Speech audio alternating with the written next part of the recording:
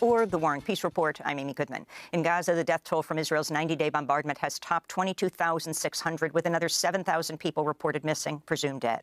Health officials in Gaza say Israel killed at least 162 Palestinians over the last 24 hours as the IDF intensifies its attacks on refugee camps in central and south Gaza, areas once deemed by Israel to be safe.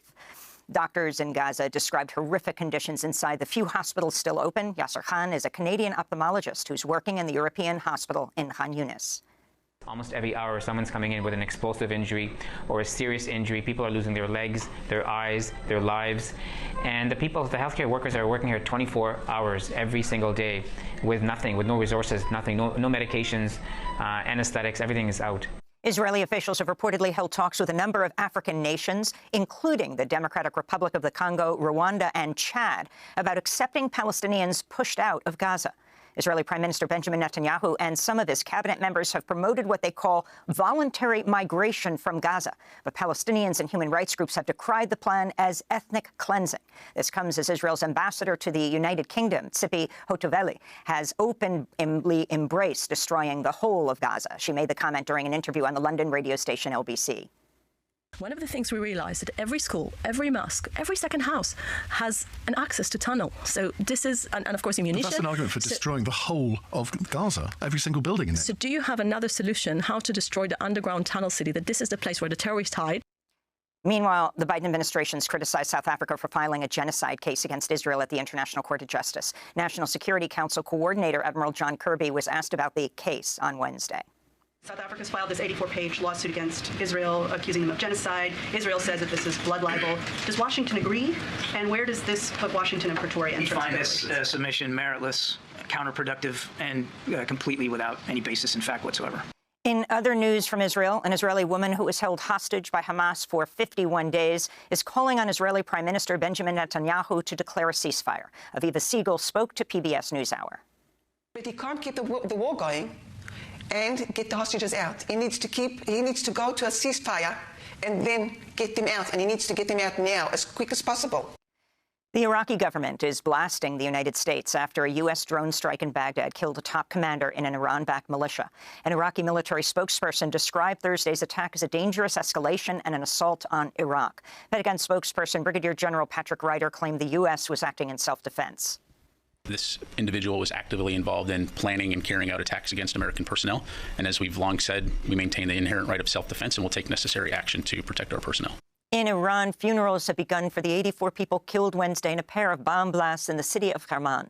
On Thursday, the Islamic State took responsibility. The group said 2 suicide bombers had attacked the crowd who were gathered near the tomb of the Iranian General Qasem Soleimani. The bombings occurred on the 4th anniversary of Soleimani's assassination in Iraq by the United States. In Japan, the death toll from this week's massive earthquake has risen to 94, with over 220 people still missing and feared to be trapped under rubble. Earlier today, an 80-year-old woman was pulled from the rubble more than 72 hours after the quake. Civil rights leader Al Sharpton led a protest Thursday outside the New York office of the billionaire investor Bill Ackman, who helped lead a campaign that led to this week's ouster of Claudine Gay, Harvard University's first black president. Ackman is a Harvard alum and major donor to the university, who's publicly railed against Harvard and other schools for supporting DEI. That's diversity, equity, and inclusion programs. Al Sharpton vowed to keep protesting outside Ackman's office.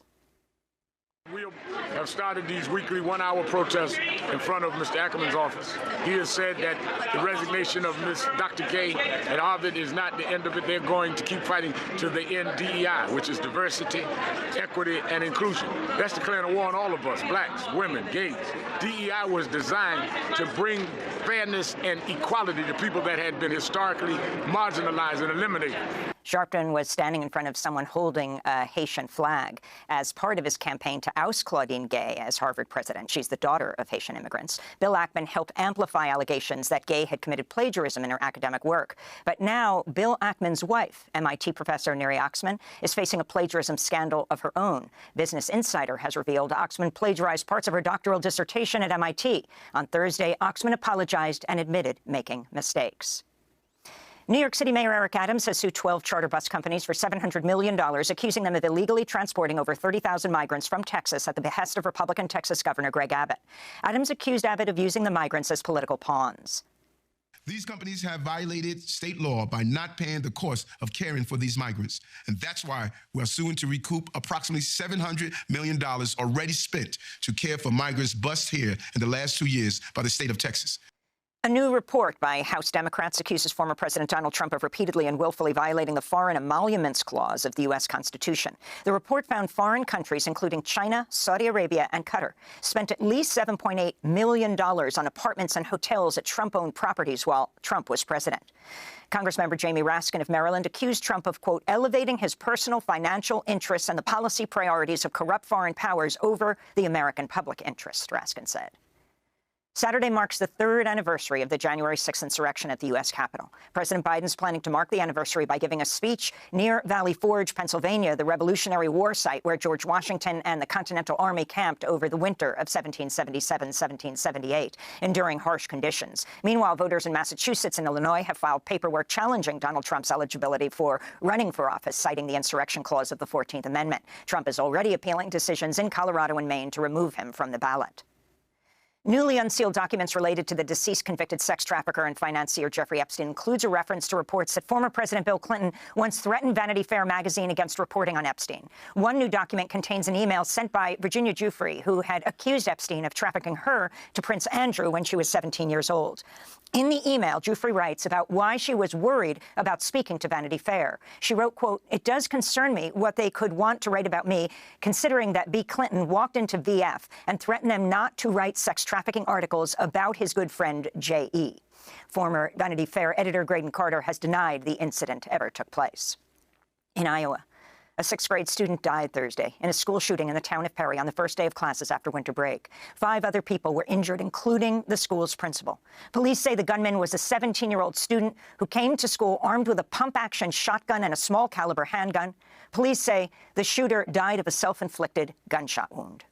And in Berkeley, California, police raided the historic People's Park early Thursday morning, ending a long standoff between the University of California, Berkeley and community activists. There are reports at least 7 people were arrested. Many unhoused people were displaced. In the 60s, People's Park was at the center of the anti-war and free speech movements in Berkeley. The UC Berkeley officials have now placed shipping containers around the perimeter of the park where the school